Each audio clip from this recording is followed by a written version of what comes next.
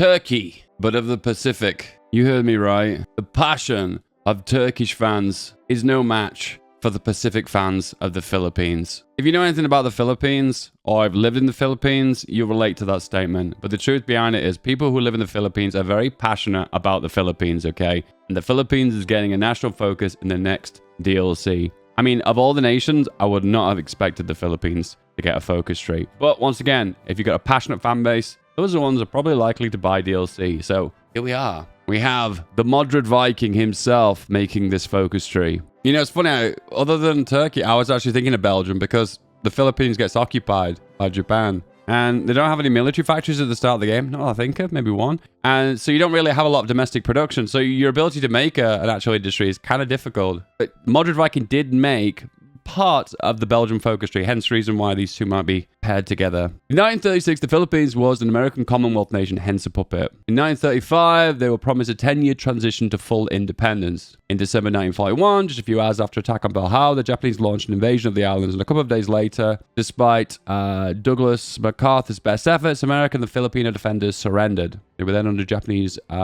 occupation until 1944-45. In 1946, the Americans kept their promise, and the nation was granted full independence. So, it makes things difficult because at the start of the game, you are a puppet nation. How do you make puppet nations in Hearts of Iron 4 fun? That's a really good question. Please comment below with your favorite puppet nation to play as. Being that one that doesn't jump into my head immediately makes me realize there isn't a front runner. India, maybe? How do you represent their resistance, the relationship to the USA, and how does MacArthur factor into this? Okay, the Commonwealth of the Philippines, peace until 1941. What do we got here? Let's zoom. So you get the choice if you want to align with the USA or align with Japan. So they're your main two paths. There's no confusion there. It is what it is. Presuming the Treaty of Miller is the one that makes you independent, I imagine. Open borders? Madness. Okay, it's an interesting focus tree because it looks like it's got politics as well as industry baked within it, which a lot of puppet style nations do have. You want to develop yourself, but then you also want to break free from your oppressor. We're kind of interested to see if America were to build inside of the Philippines and annex with the regular mechanics, whether they can just override most of this. It'd be cool though, because Philippines will have actual resources, because at the start of the game they've got 2 rubber and nothing else. For a nation that's over 100 million people, I may have just made that number up, 2 rubber, that's it. So imagine we need some ability to get some steel in there, because that's your base resource for everything. Can you see any resources anywhere on here? Encourage foreign investment. Develop the trade connections. Mineral prospecting here. Now a few of these have got like little timers on them. Can you see that? Here, here, and here, and here.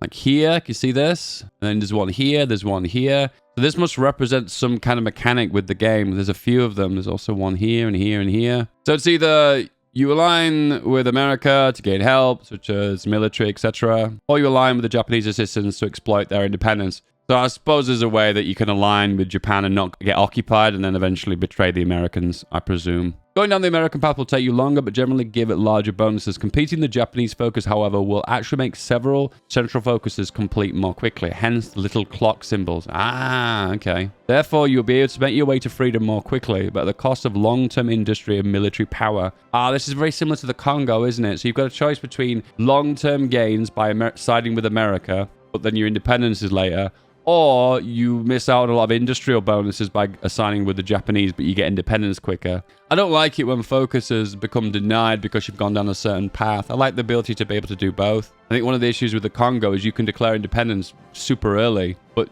you've got 2 factories, so you can't really do anything. And then 90% of your focus tree is locked out after you've declared independence early. I mean, it makes sense because they're not part of Belgium anymore. But there should be ways some of these focuses should somehow work in some shape or form. Just kind of give some life to the focus tree and make it interesting. Maybe the bonuses would be less, maybe after independence and betraying America. I don't know. If you finally manage to sign the Treaty of Manila, you will gain major economic advantages. The United States Army forces in the Far East appoint MacArthur. Okay, so this is the path where you side with America, I presume. Police Chief Eisenhower. That's interesting. MacArthur and Eisenhower. What could go wrong? Yeah, it looks here mentions if you unlock the American support branch from the start, you will only be able to access the lower elements if you continue to remain pro-USA. I think one way of making this quite fresh is allow you to do the focuses, but get less bonuses if you've already progress down that path that locks off the other one. I don't know, just a random thing to mix things up a little bit. It's a pro tip from Paradox here, because you can sell bigger focus trees here.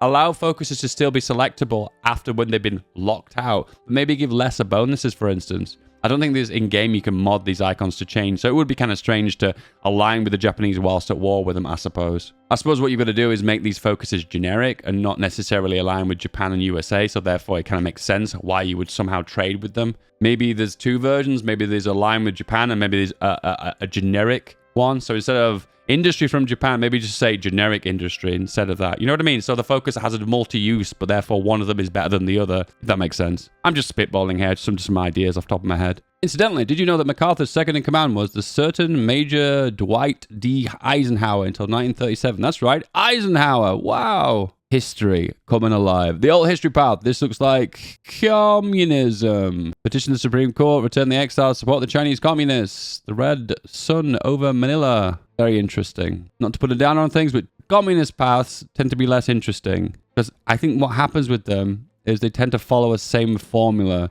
Civil war, gain manpower from abroad, decolonize. But it does look like this is a little bit different. Down here, there's a lot of naval focuses. They've all got islands too. Reunite Madagascar, take the Pacific Islands, the Mayo-Polynesian, War of Oceania, conquest of Japan. It's making some kind of maybe formable nation. It says Filipino-Polynesian reunification. Wow, okay, that's kind of cool. That's a little bit different, actually. I didn't expect that. To be fair, that goes against kind of the principles of communism from the other focus trees, which is all about decolonizing. But this one is kind of unifying and forming a nation. I like it. It's just a bit different. This is the army branch. You can see here, war plan orange, beach defense strategy, fortify. Oh, defenses, great. The concrete battleship. I kind of like that. Lots of focus on marine, special forces, offshore defense. Nice. To unlock your own capabilities, you will need to complete a National Defense Act, which is a whopping 245-day focus. This is, I believe, the longest folk in Hearts of Iron 4 history. I'm having a good think there. Is that the only one? I think it is. I think there's 120-day ones, isn't there? However, each time you complete one tier of the USA or Japan alignment, the number goes down. It'll be up to you to balance the political development against military necessary when you embark on your own rearmament. So you can't produce guns at the start of the game. You have to do this before you can proceed, which just lock down your nation to what you can do initially, I imagine. Good mix about that, because you're removing mechanics from the player, which kind of means you just sat on your ass waiting for a focus to complete. You're kind of interested to see, if you went for this focus initially, what impact you could have, like day one, National Defense Act. I think that'd be kind of cool, right? I'd like to try it just to see what impact you could have, whether you could actually have a challenge in military force of the Philippines early on. I suppose you've still got to deal with your independence issues, though. If you notice, with me, guys, I like history and everything, but I always line a little bit more towards fun. And if there's a certain game mechanic that's crucial for functioning as a nation in Holy Fall, such as building a military, because it's a military conquest game, obviously. Part of me deep inside that says, hang on, that's like an anti-fun mechanic, so I'm not sure if I'm into that. So when I'm always saying, like, criticizing certain elements, I'm looking for the path of the most fun, because the path that I have the most fun is the nation I'll play the most of. Because to be fair with you, I don't really feel like I'm ever going to be returning to, I don't know, Belgium or Austria when I've done the gimmicks in those focus trees. Because for the most part, I'm kind of always defaulting back to a major power to play as a World War II game. I'll be honest, I'm probably an unusual one, because I do play lots of historical games more than others. You guys play more historical or non-historical? Let me know below. Subject surrender. So there is a Belgian path where you get occupied. Philippines in exile. And this is pretty much what I would expect. Giving you free manpower, off-map military factories. Maybe some opportunities for attack and defense bonuses whilst in the Philippines if you re-land. It'd be kind of cool if there was a way that you could re-land, maybe. You know how the infiltration mechanics work for the communists, for China? It'd be kind of cool if you had that ability to create a guerrilla movement inside of the Philippines. And when you press a button at the very end, it could cause a rise up inside of the Philippines. So you can be the one that reconquers the Philippines. And it's not like America or something like that, you know? It gives me more control as a Filipino player, not necessarily just sitting here waiting for the allies to arrive, you know? It'd be kind of fun to actually be the one that calls the shots and actually makes it happen. Could be OP, could not be. Could require an injection of equipment from the allies themselves, but at least if I'm the one making the insurrection, it feels like I'm in control. We've not shown off the characters involved, we've not shown off the new art, nor introduction of various national spirits. The Filipino content is still very much in development. Ooh. We'll show more in a future dev diary. This kind of suggests to me that this focus tree, this DLC, is probably coming right at the end of the year. I wouldn't be surprised if we see this at the very beginning of December. Once again, just a hunch. But we're seeing two big releases from Paradox in October and November. So maybe this gets pushed back to December. And being how early this is, and maybe there's a lot missing, maybe that's the reason why. If you wonder why you don't hear about these videos or you don't hear about them in your reels, it's because you're not interacting with the video. Like, subscribe, comment below, and then YouTube will present more of these videos on a platter to you. Apart from that, boys, thanks for watching. Hope you have a good day. I'll see you guys soon. Bye-bye.